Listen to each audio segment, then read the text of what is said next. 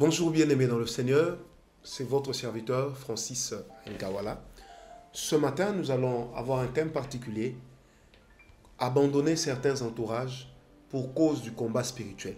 Eh oui, bien-aimés, l'entourage est quelque chose qui peut être nocif à l'homme lorsqu'il n'est pas bien. Les bonnes mœurs sont des fois corrompues par la mauvaise compagnie. Et en français, on a l'habitude de dire, vaut mieux être seul que mal accompagné.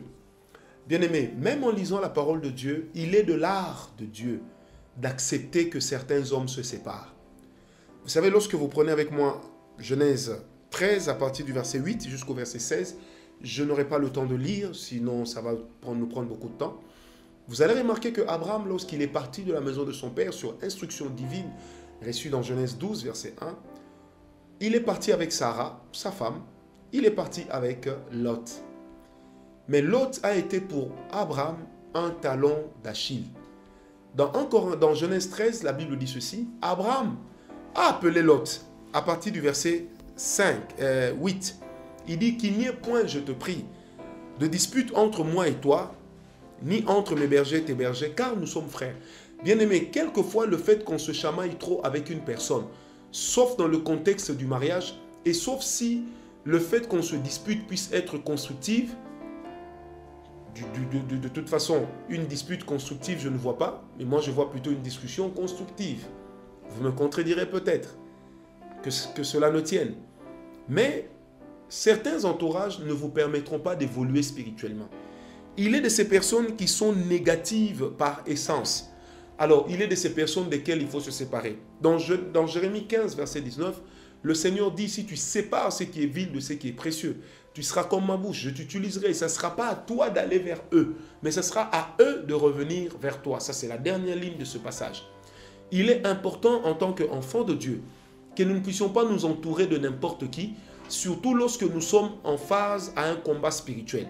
Lorsque vous êtes dans vos moments de jeûne et prière, lorsque vous avez des requêtes que vous présentez devant Dieu, croissez dans l'intimité avec le Saint-Esprit, mais prenez aussi le temps de bien jauger les personnes autour de vous.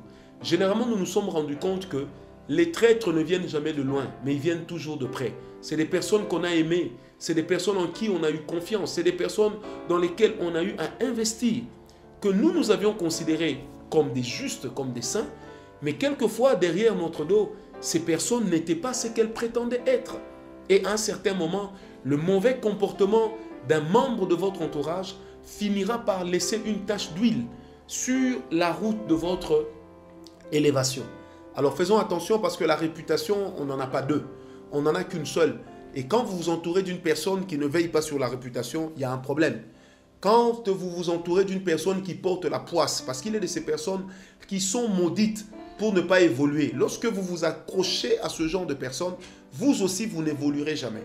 Remarquez ceci dans Genèse 12, Dieu envoie Abraham sans lui dire où il doit aller, mais il lui donne l'instruction de quitter. Dans Genèse 13, Abraham arrive déjà à Canaan, mais il ne le sait pas. Et il ne sait pas que c'est là que Dieu l'a amené. Or, c'était l'accomplissement de la prophétie donnée par Noé dans Genèse 9, lorsqu'il a dit que les fils de Sem allaient posséder Canaan. Et Canaan était qui? Le fils de Cam. Mais Lot était pour Abraham un voile. Lot était pour Abraham un vent du désert. Lot était pour Abraham une prison. Le nom de Lot voulait signifier le vent du désert.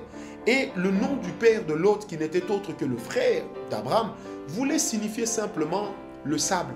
Ce qui veut dire, mes amis, Lot aux côtés d'Abraham, Abraham ne serait jamais entré dans la saison de sa révélation. Éloignez-vous des personnes qui vous rappellent votre passé. Éloignez-vous des personnes qui ne croient pas en vous.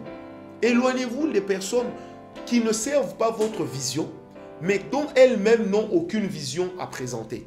Éloignez-vous des personnes qui ne vous apportent rien dans la vie. Mettez-vous avec des personnes qui vous apportent même un sourire, même un encouragement.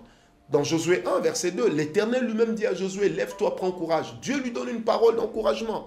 Éloignez-vous des personnes lesquelles, lorsque vous êtes avec elles, elles ne vous défient pas ou ne vous poussent pas de l'avant. Éloignez-vous également des personnes qui se moquent de vous ou qui vous critiquent derrière votre dos. Quand vous l'apprenez, quelquefois c'est une sonnette d'alarme que le Seigneur est en train de vouloir tirer pour vous dire il est temps de se séparer. Que Dieu vous bénisse. Veillez sur vous-même Veillez sur la qualité de votre entourage. Dieu vous bénisse.